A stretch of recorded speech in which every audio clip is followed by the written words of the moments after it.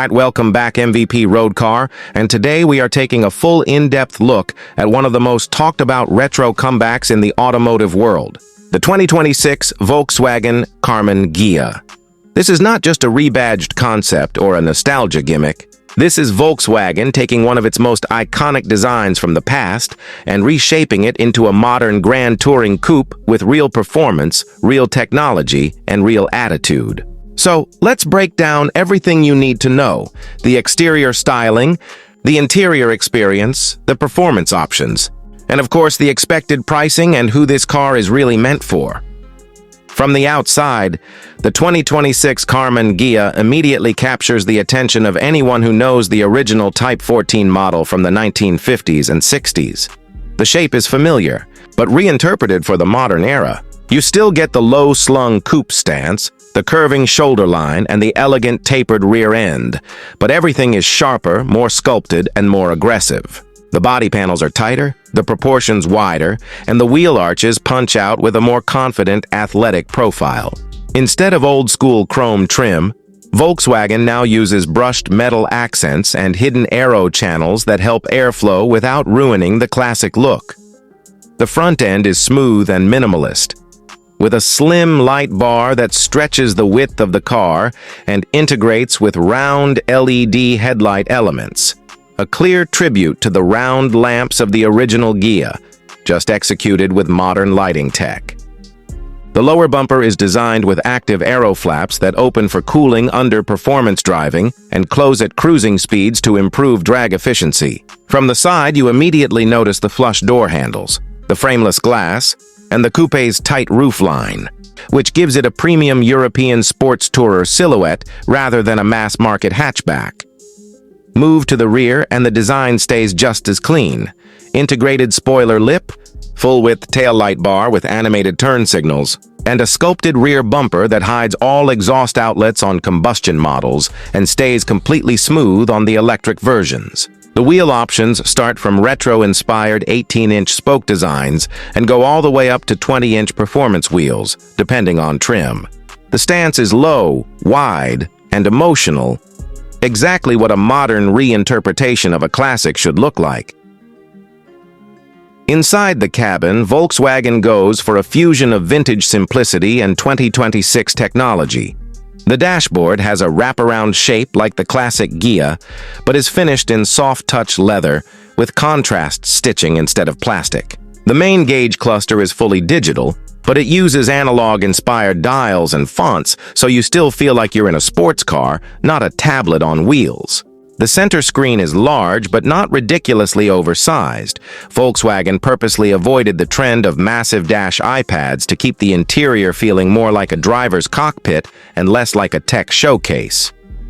Most climate controls are physical toggles instead of touch-sensitive panels, giving a much more mechanical and satisfying feel.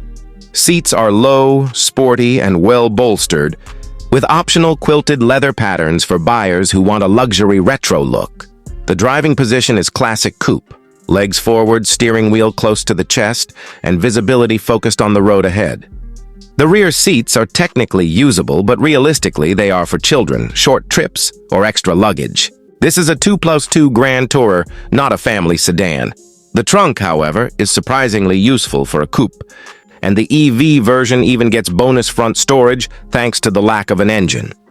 Technology-wise, the car supports wireless Apple CarPlay and Android Auto, over-the-air updates, and a new intuitive voice system. Driver assistance features include adaptive cruise control, lane centering, automatic parking, blind spot detection, and a 360-degree camera system. Volkswagen wants the Ghia to feel emotional and retro, but not outdated. So all the essential smart features are there, just not in an intrusive way. Now let's talk performance, because this is where the 2026 Ghia officially leaves nostalgia project territory and enters the real sports coupe market. Volkswagen is expected to offer both combustion and electric versions, giving buyers freedom instead of forcing one propulsion layout. The base model will likely use a turbocharged 2.0-liter four-cylinder, producing around 230 horsepower. Paired with either a 6-speed manual or a 7-speed dual-clutch automatic, yes, Volkswagen wants to give enthusiasts the manual option again. This version is aimed at classic driving feel, lightweight handling, and good fuel economy rather than pure acceleration. Above that, there's a more powerful turbo hybrid or 2.5-liter turbo setup expected to push around 300 horsepower, and this one will target drivers who want a sporty weekend car with real punch and a 0-100 km/h time in the low 5-second range. Then comes the EV version, built on Volkswagen's updated MEB Plus platform, offering instant torque and around 250-270 miles of real-world range. The dual-motor AWD variant is rumored to make up to 350 horsepower and hit 0-100 km/h in under 4.5 seconds, which officially puts it in the same territory as cars like the BMW i4 eDrive 40 and base Porsche Taycan. Fast charging is supported up to 175 kWh, giving 10 to 80% charge in roughly half an hour. The handling experience is what really gives the Ghia personality. It's not a stiff race car, but a planted grand tourer that loves long curves, mountain roads, and coastal highways. The steering is precise, the chassis is balanced, and the suspension tuning changes depending on the model. Softer for the base cruiser, firmer and adaptive for the EV and performance trims. Compared to other coupes, it feels more alive than a luxury Lexus RC, but less aggressive and track-focused than something like a Toyota GR Supra. It sits right in the sweet spot between sporty and usable, which is exactly the character Volkswagen is going for. Now the pricing. Nothing official yet, but based on VW positioning, the combustion-based model should start just above entry-level premium coupes. Mid-spec turbo and EV trims will move into upper 40K to 50K territory, and fully loaded all-wheel drive EV performance models could hit the low 60K range. That means Volkswagen isn't trying to compete with budget coupes. They're going after the emotional luxury buyer who wants style, personality, and tech without spending Porsche money. Who is the 2026 Karmann Ghia really for? Not for someone who needs a family car, not for someone who wants the cheapest horsepower per dollar. This is for people who want a car that makes them feel something every time they walk up to it in a parking lot.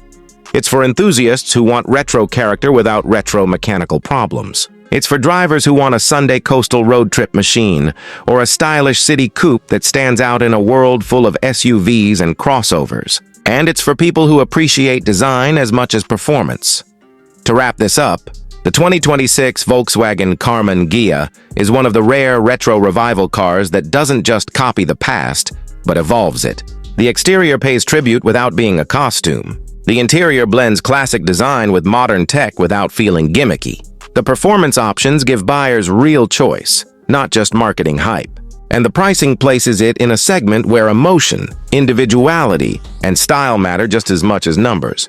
If you want me to make a full trim comparison, a price to rivals breakdown, or a deep dive into the EV platform and charging experience, let me know in the comments. Make sure to hit like, subscribe, and ring the bell so you don't miss the full driving review once I get behind the wheel of the production model. Thanks for watching, and I'll see you next time on MVP Road Car.